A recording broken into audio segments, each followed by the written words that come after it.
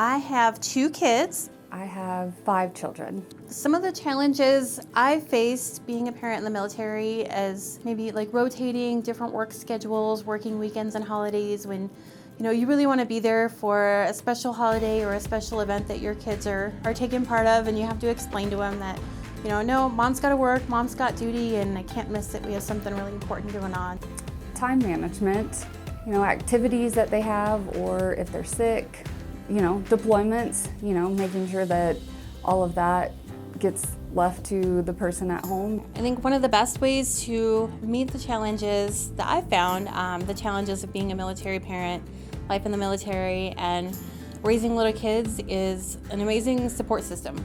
When I've been gone, I've been able to FaceTime, read stories for bedtime over video and still be there to tell my kids goodnight, and I love them. Hey, mom's got to be gone, but it's for this reason. This is what I'm doing. It's going to help our family. It's going to help the country, our military. Learn that times can be tough, but they're tougher. Don't be afraid to ask for help. You're not in it alone. There's a ton of support, and just don't be afraid to ask for it. We are the Guard, and we are one big family.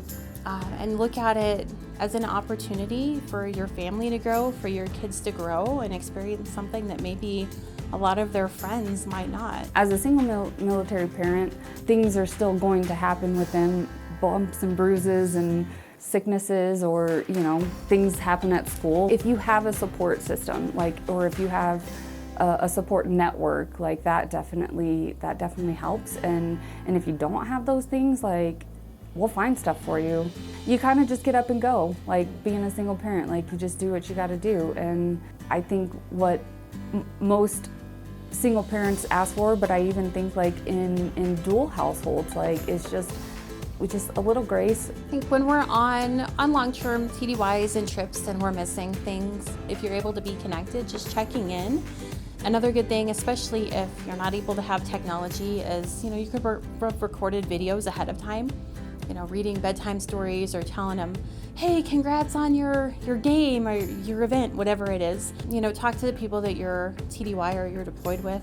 Everybody's there to help each other, and we talk to each other. We're kind of a big family too. So when I deployed, set up allotments to make sure daycare got paid, and things that we don't think about when it's presented to us. Then it's I better think about that. You're maybe 12 plus hours ahead of them, so you want to talk to them when they go to bed or when they get up in the morning, and just trying to make sure that piece kind of stays consistent with whatever the routine was before. When you return, you make a big deal about some of those things that you maybe missed, like a birthday or a holiday. Let's have Christmas in March, right? Celebrating it very extra, when you get back. My kids think that mom being in the military is really cool, especially my little boy. My mom gets to work by big, cool fighter planes, or my mom carries a big gun when I was security forces. My daughter, especially when she was younger, did, and now she kind of brags because mom, being a female in the military, my mom gets to do this and that. They always, she says she gets to go down to the base, and everyone says, what does your dad do? And she goes, no, it's my mom. One of our rules at home is always, always, always tell the truth, which is, a basic way to tell kids, integrity first. Even if, you made a mistake, tell us about it and we'll fix it together, which is, I think, one thing we do here. Also, I think just taking care of yourself and self-care, I've tried to pass on from that. Service before self, integrity first, and excellence in all we do. That right there has been instilled in me since I was a child. My father retired as a lieutenant colonel. That was our family life, that. We grew up that way. People joke at me because I always say yes ma'am or yes sir.